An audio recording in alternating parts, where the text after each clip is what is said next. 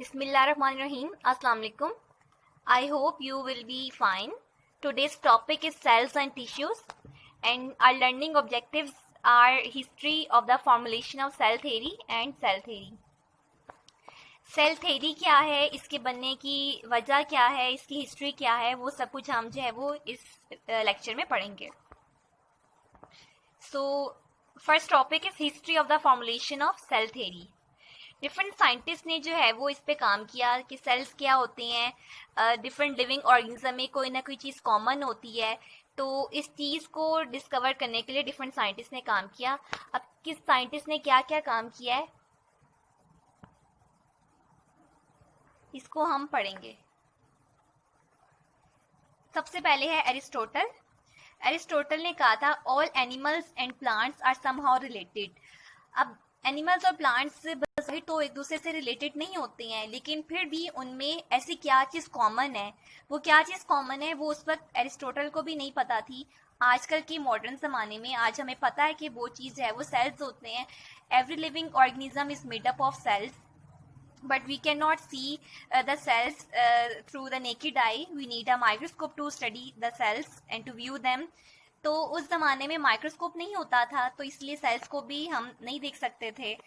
तो एरिस्टोटल ने कहा कि एनिमल्स और प्लांट्स है ना वो रिलेटेड है, उनमें कोई ना चीज़ कॉमन है.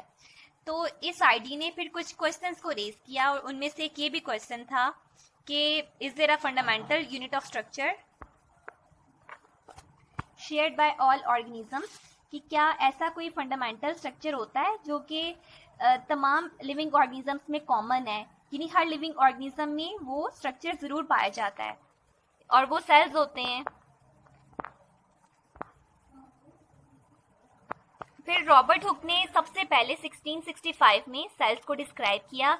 इसने जो है वो लाइट माइक्रोस्कोप बनाई, और इसने जो है वो कॉर्क ओक एक ट्री होता है, उसकी जो आउटर लेयर होती है बार्क, उसको आउटर जो बार्क होती है उसको कॉर्क कहते हैं. उसने अपनी पेन नाइफ से ही कॉर्क का एक पीस कट किया और उसको अपने माइक्रोस्कोप में देखा. और जब माइक्रोस्कोप में देखा तो उसको क्या नजर आया, एक हनी कॉम की तरह का एक स्ट्रक्चर नजर आया. कॉर्क उस आउटर बार्क को कहते हैं. हनी कॉम जैसा उसको एक स्ट्रक्चर नजर आया. हनी कॉम यानी शहद के छत्ते के जैसा उसको कुछ नजर आया. असल में ये कोई हनी कॉम नहीं था, लेकिन हनी कॉम जैसा ही कुछ था. और इसको इसके अंदर जो है वो छोटे छोटे टिनी कंपार्टमेंट्स नजर आए. इसने छोटे छोटे से यानी कि सर्कल्स नजर आए. इसने इन कंपार्टमेंट्स को सेल्यूलाए कहा, सेल्यूलाए का नेम दिया. आज जो हम इनको सेल्स कहते हैं वो हमने सेल्यूलाए से ही डिराइव किया है. रॉबर्ट हुक ने ये जो हनी कॉम लाइक स्ट्रक्चर देखा था, इसमें कंपार्टमेंट्स देखे थे. इसकी पिक्चर मैंने गलती से स्लाइड पे लगा दी है, लेकिन ये नेक्स्ट पे आनी थी. इसको मैं जूम कर रही हूँ. इसमें जो है वो टिनी स्ट्रक्चर, टिनी कंपार्टमेंट्स हमें नजर आ रहे हैं. बिल्कुल हनी कॉम जैसा लग रहा है. और इसके अंदर ये जो ब्लैक ब्लैक से छोटे छोटे हैं, ये सेल्स हैं जो कि उस कॉर्क के उस बार्क के सेल्स हैं. रॉबर्ट हुक ने जो है वो नॉन लिविंग टिश्यू यानी कि ये जो कॉर्क के सेल्स होते हैं ये डेड सेल्स होते हैं, डेड सेल्स को स्टडी किया था. फिर इसके बाद एंटनी वैन ल्यूवेनहुक, इसने लिविंग सेल्स को स्टडी किया था. इसके घर के पास एक पॉन्ड था, इसने वहाँ से थोड़ा सा पानी लिया, उसको अपने माइक्रोस्कोप में देखा तो इसको छोटे छोटे से कुछ जो है वो माइक्रो ऑर्गेनिजम्स नजर आए. इसने उन माइक्रो ऑर्गेनिजम्स को एनिमल क्यूल्स का नाम दे दिया. अब पॉन्ड वाटर है, पॉन्ड वाटर में क्या माइक्रो ऑर्गेनिज्म हो सकते हैं, बैक्टीरिया हो सकते हैं, प्रोटोजोन्स हो सकते हैं, तो इसने इसको एनिमल क्यूल्स का नेम दिया. इसके बाद जीन बैप्टिस्ट डी लेमार्क या सिंपली लेमार्क, 1809 में इसने कहा था nobody can have life if its parts are not cellular tissues और are not formed by cellular tissues. कि कोई भी जो लिविंग ऑर्गेनिज्म है उसके अंदर वो तब तक हम उसको अलाइव नहीं कह सकते हैं कि जब तक उसके जो सेल्स हैं वो जब तक जो उसके बॉडी पार्ट्स हैं वो सेल्स ना हो या फिर सेल्स के ना बने हो. मतलब कि अगर किसी ऑर्गेनिज्म के अंदर लाइफ है तो वो इसके जो बॉडी पार्ट्स हैं वो सेल्स के बने होते हैं. सेलुलर टिश्यूज या सेल्स एक ही बात है. अगर किसी लिविंग ऑर्गेनिज्म के अंदर सेल्स नहीं है तो वो लिविंग ऑर्गेनिज्म ही नहीं है, यानी कि वो कोई नॉन लिविंग ऑब्जेक्ट है. फिर इसके बाद रॉबर्ट ब्राउन, इससे पहले जो रॉबर्ट हुक था, रॉबर्ट हुक ने डिस्क्राइब किया था सेल, कॉर्क के सेल्स को उसने व्यू किया था. और ये है रॉबर्ट ब्राउन. दो रॉबर्ट्स हैं इस सीरीज में सेल थ्योरी में। 1831 में इसने सेल के अंदर की चीज डिस्कवर की। रॉबर्ट ब्राउन ने न्यूक्लियस जो है डिस्कवर किया इन द सेल। यहाँ पे एक छोटी सी लेमार्की कोयन नहीं है, basically cells equals to life, ये मैं याद रखने के लेमार्की जो स्टेटमेंट है इसको याद रखने के लिए ये कोयन जो है वो ये मैंने खुद से बना के कीवर्ड के तौर पर यहाँ पे लिखी है, ताकि सेल्स इक्वल्स टू लाइफ जो है वो जहन में आए तो स्टेटमेंट जहन में आ जाए।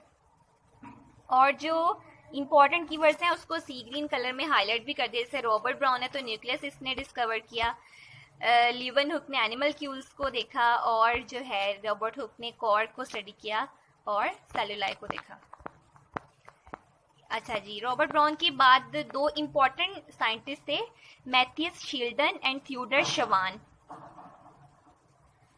शील्डन जो था इसने 1838 में स्टेटमेंट दी थी कि all plants are aggregates of individual cells which are fully independent, कि जितने भी प्लांट्स हैं वो सब सेल्स के बने होते हैं और फुली इंडिपेंडेंट होते हैं। अच्छा, फुली इंडिपेंडेंट का क्या मतलब है कि जो डिफरेंट जितने भी प्लांट्स हैं उनमें जितने भी सेल्स हैं, हर सेल जो है वो अपना काम खुद करता है, हर सेल दूसरे सेल पे डिपेंड नहीं करता, हर सेल अपना फंक्शन खुद परफॉर्म करता है। और हर सेल के पास जो है वो डिफरेंट ऑर्गेनल्स होते हैं अपना अपना फंक्शन परफॉर्म करने के लिए, mitochondria, ribosome, lysosome, Golgi apparatus and so on. Mitochondria हर सेल में होता है, एटीपी बनाता है, राइबोसोम हर सेल में होते हैं, उसमें प्रोटीन बनाते हैं।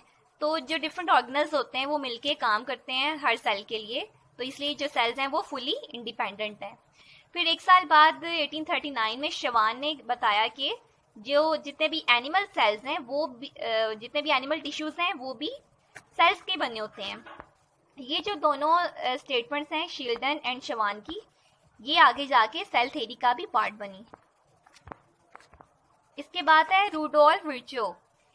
1855 में इसने स्टेटमेंट दी थी ओमनिस सेलुलाe सेलुला।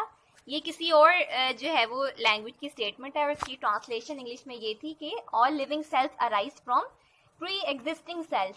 जितने भी नए सेल्स बनते हैं वो हमेशा जो ऑलरेडी सेल्स मौजूद होते हैं उनसे ही बनते हैं। इस कॉन्सेप्ट को हम बायोजेनेसिस भी कहते हैं।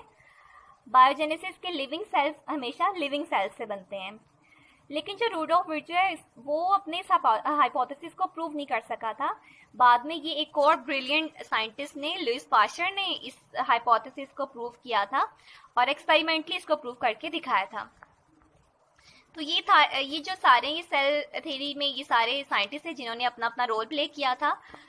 इसके बाद पास्चर का एक्सपेरिमेंट है। अच्छा, जब ये सेल थ्योरी का सारा चल रहा था, इसकी सारी रिसर्च चल रही थी, डिफरेंट साइंटिस्ट के बारे में बता रहे थे कि सेल्स होते हैं, एनिमल्स में होते हैं, प्लांट्स में होते हैं, सब, तभी लोगों में और साइंटिस्ट में एक कॉन्सेप्ट पाया जाता था, स्पॉन्टेनियस जनरेशन, ए बायोजेनेसिस भी इसको कहते हैं।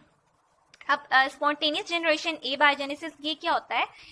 साइंटिस्ट और कुछ लोग जो है वो कहते थे कि नॉन लिविंग थिंग से लिविंग थिंग बन जाती हैं विदाउट रिप्रोडक्शन, यानी कोई रिप्रोडक्शन नहीं होती, नॉन लिविंग थिंग से लिविंग थिंग बन जाती है। कोई भी नॉन लिविंग ऑब्जेक्ट है उससे लिविंग थिंग जो है वो बन जाती है। लेकिन आज हमें पता है कि ऐसा नहीं होता है, ऐसा तो नहीं हो सकता है। हमेशा लिविंग थिंग से ही लिविंग थिंग बनती है, रिप्रोडक्शन होती है। रिप्रोडक्शन के डिफरेंट जो है ना वो मेथड्स हैं, different asexual reproduction, sexual reproduction, दूसरा जो है ना वो माइटोसिस और बाइनरी फिशन, फ्रेगमेंटेशन एटसेट्रा। तो लिविंग थिंग से ही लिविंग थिंग बनेगी, नॉन लिविंग से लिविंग थिंग नहीं बन सकती। इस बात को एक्सपेरिमेंटली प्रूव किया था पास्चर ने। जो विर्चस का हाइपोथेसिस था वो भी ये बायोजेनेसिस वाला था कि previously existing cell living cell है, उसी से ही नया सेल बनेगा लिविंग सेल। तो इस बात को फिर पास्चर ने प्रूव किया था।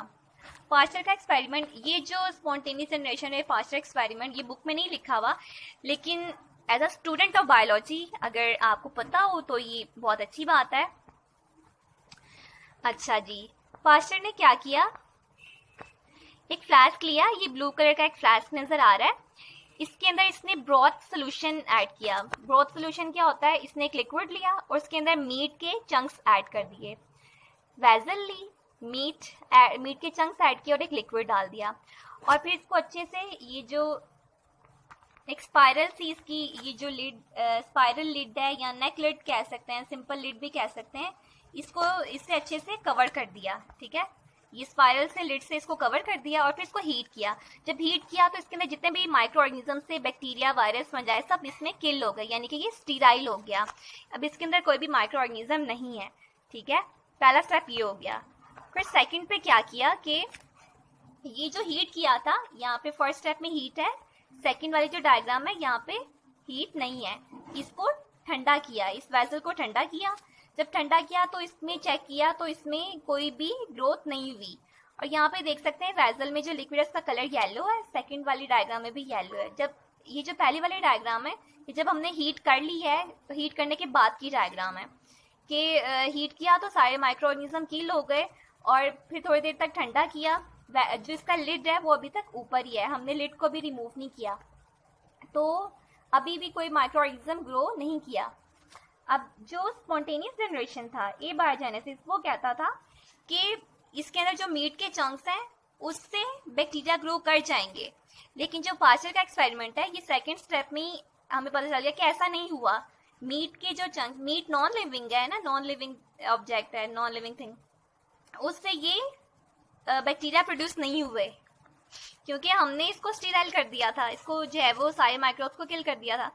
लेकिन फिर थर्ड डायग्राम में हमने क्या किया कि जो ये स्पाइरल लिड है इसको हमने तोड़ दिया या इसको रिमूव कर दिया। अब इसमें ग्रोथ हुई। थर्ड डायग्राम जो है वो बैक्टीरियल ग्रोथ यहाँ पे हुई। पहले येलो कलर है, अब ब्राउन कलर हो गया है, कलर चेंज हुआ है, मतलब कि बैक्टीरियल ग्रोथ हुई है। अब बैक्टीरियल ग्रोथ कैसे हुई, क्यों हुई? पहले जब लिड लगाया हुआ था तो मतलब बाहर से कोई चीज अंदर नहीं आ सकती थी। अब लिड को हमने रिमूव कर दिया है, ये जो स्पाइरल सा लिड है इसको रिमूव कर दिया है। अब एयर अंदर आई, एयर में क्या होता है, बैक्टीरिया होते हैं, बैक्टीरिया अंदर आए, बैक्टीरिया रिप्रोड्यूस किए, तो यहाँ पे बायोजेनेसिस का कॉन्सेप्ट जो है वो प्रूव हो गया। और जो स्पॉन्टेनियस जनरेशन है, एबायोजेनेसिस, उसका जो कॉन्सेप्ट है वो डिसप्रूव हो गया कि जो एयर अंदर आई है उसमें बैक्टीरिया थे, वो प्री एग्जिस्टिंग बैक्टीरिया, उनसे नए बैक्टीरिया बने। प्री एग्जिस्टिंग बैक्टीरिया या पेरेंट सेल्स हम उसे कह सकते हैं, वो लिविंग थे जाहिर है, उसी से ही फिर नेक्स्ट बैक्टीरिया बने और रिप्रोडक्शन हुई, इस तरह से ग्रोथ हुई बैक्टीरिया की। तो ये था पास्चर का experiment. Conclusion is sales only arise from pre existing cells, जो कि विर्चू का हाइपोथेसिस था, ओमनिस सेलुला सेलुला। प्रूव किया था इसको पास्चर ने और बिल्कुल सही प्रूव किया था। फिर सेल थ्योरी, जो इसके मॉडर्न फॉर्म में इसके प्रिंसिपल्स क्या हैं? सारे ऑर्गेनिजम्स एक या एक से ज्यादा सेल्स के बने होते हैं। एक सेल के अगर बने तो उन्हें हम यूनिसेलुलर ऑर्गेनिज्म कहते हैं। अगर एक से ज्यादा सेल्स के बने हुए, दो या दो से ज्यादा सेल्स के बने हैं, तो फिर हम उन्हें मल्टी सेलुलर ऑर्गेनिजम्स कहते हैं। सेकेंड पॉइंट में जो कि शील्डन शबान की जो है वो पॉइंट से इसमें हमने लिया था, वो क्या था कि स्मॉलेस्ट ऑर्गेनिजम्स हैं, सेल जो है वो स्मॉलेस्ट लिविंग थिंग्स हैं और basic unit of organization of all living organism. जितने भी ऑर्गेनिजम्स हैं, animals, plants, fungi, bacteria and protist, सबके अंदर जो है वो सेल्स होते हैं। और थर्ड पॉइंट जो विर्चू और पास्चर के रिजल्ट से था वो क्या था? Cells arise only by division in previously existing cells, ओमनिस सेलुला सेलुला। हाइपोथेसिस दिया था विर्चू ने और इसको प्रूव किया था पास्चर ने। यहाँ पे एक चार्ट है, ये भी बुक का ही चार्ट है। इसको क्विक रिकैप के लिए इसको भी पढ़ा जा सकता है, इसको याद भी किया जा सकता है, एमसीक्यूज में भी ये आ सकता है।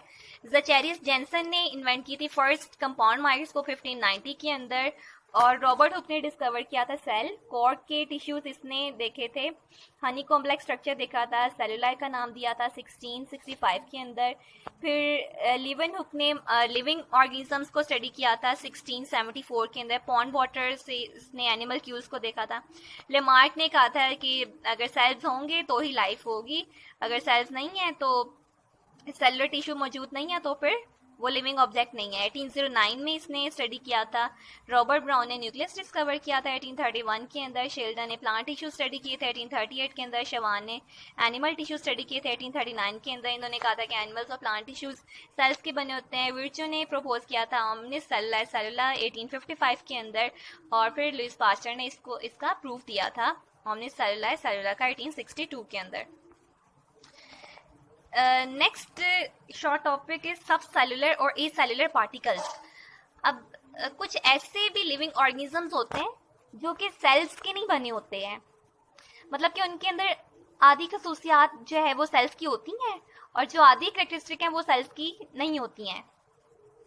वो अगर होस्ट टिश्यू के अंदर हो तो फिर वो अलाइव होते हैं, लेकिन होस्ट टिश्यू के अंदर अगर नहीं हो तो फिर वो अलाइव नहीं होते, फिर वो नॉन लिविंग होते हैं। एग्जाम्पल इसकी है वायरस है, प्रियॉन्स एंड वायरॉइड्स। अच्छा, अब सेल थ्योरी का फर्स्ट प्रिंसिपल क्या कहता है? जितने भी ऑर्गेनिजम्स हैं वो 1 या मोर देन 2 सेल्स के बने होते हैं, एक या एक से ज़्यादा सेल्स के बने होते हैं। लेकिन ये तो सेल्स ही नहीं है। क्यों? क्योंकि इनके अंदर कोई मेटाबॉलिज्म नहीं होता। सेल क्या होता है? सेल के अंदर जो है ना बाहर सेल वॉल होती है अगर प्लांट है, या फिर अगर फंजाई है, उसके बाद प्लाज्मा मेम्ब्रेन होती है, उसके अंदर साइटोप्लाज्म होता है, न्यूक्लियस होता है, डिफरेंट ऑर्गेनल्स होती हैं। लेकिन ये जो वायरस, प्रियॉन्स, वायरॉइड्स हैं, इसके अंदर ये जो सेल की मशीनरी है, सेल के जो ऑर्गेनल्स हैं वो नहीं होते हैं। तो ये क्या करते हैं? होस्ट टिश्यूज में जाते हैं और जो होस्ट टिश्यूज को जब इन्फेक्ट करते हैं तो होस्ट टिश्यू की मशीनरी पे कंट्रोल करते हैं और होस्ट टिश्यू के जो ऑर्गेनल्स हैं वो खुद यूज करने लग जाते हैं। लेकिन कुछ कंट्रास्टिंग पॉइंट क्या है कि लिविंग ऑर्गेनिज्म की भी इनके अंदर जो कैरेक्टरिस्टिक है वो क्या है? Increase in number. जब ये असल में होस्ट टिश्यू को जब इन्फेक्ट करते हैं तो होस्ट टिश्यू के ऑर्गेनल्स को यूज करते हुए ये अपना नंबर इंक्रीज करते हैं, रिप्रोड्यूस करते हैं और अपने कैरेक्टर ट्रांसमिट करते हैं to next generation. Character transmit करते हैं अपना डीएनए, और जो अपनी प्रोटीन्स होती हैं वो ये अपने नेक्स्ट जो वायरस या प्रियॉन्स या वायरस उनको ये ट्रांसमिट करते हैं। और 5 किंगडम ऑफ ऑर्गेनिज्म के अंदर ये नहीं आते। 5 किंगडम ऑफ ऑर्गेनिज्म के अंदर सिर्फ वो वाले लिविंग ऑर्गेनिजम्स आते हैं जो कि कंसिस्ट करते हैं ऑन सेल्स। लेकिन ये जो सब सेलुलर और ए सेलुलर पार्टिकल्स हैं ये तो सेल्स ही नहीं है, क्योंकि इनकी आधी खसूसियात सेल्स वाली हैं और आधी सेल्स वाली नहीं है। सेल्स वाली जो नहीं है वो क्या है कि सेल्स पे कंपोज ही नहीं है, सेल्स होते ही नहीं है, दूसरा मेटाबॉलिज्म नहीं होता। और जो सेल्स वाली कैरेक्टरिस्टिक है वो क्या है कि नंबर इंक्रीज करते हैं और ट्रांसमिट करते हैं कैरेक्टर टू नेक्स्ट जनरेशन, लेकिन ओनली जब ये हो सेल्स में आते हैं तब। इस वीडियो में इतना ही। नेक्स्ट हम जो है वो ऑर्गेनल स्टार्ट करेंगे। So thanks for watching.